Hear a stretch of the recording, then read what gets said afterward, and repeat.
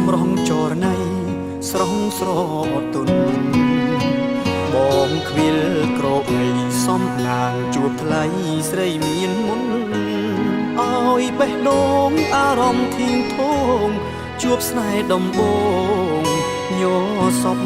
កាយដូចភ្លៀងជន់លិចស្រែលិចភូមិមុំអើយ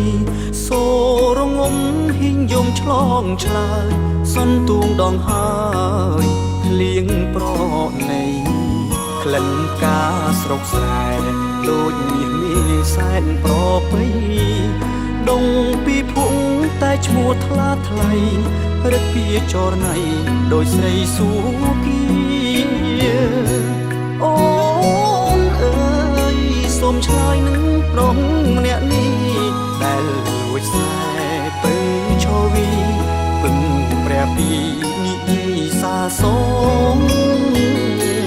ថា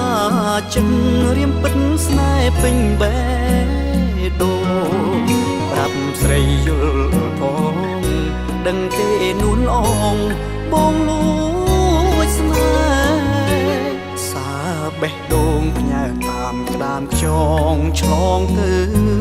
សូមបើកទ្វារបេះដូងពើស្នេហ៍ប្រុងខ្លៅ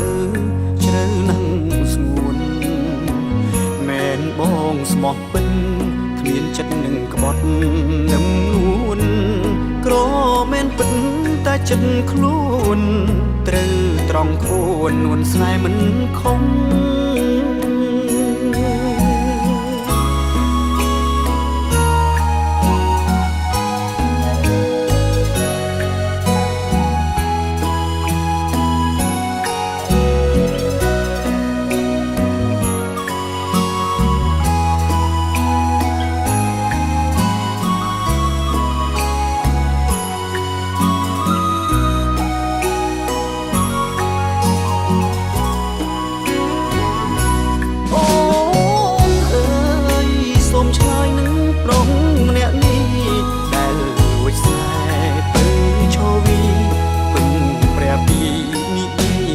សូ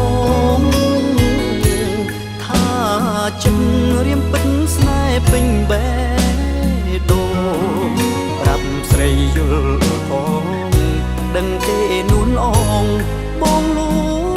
ចស្នេហ៍សា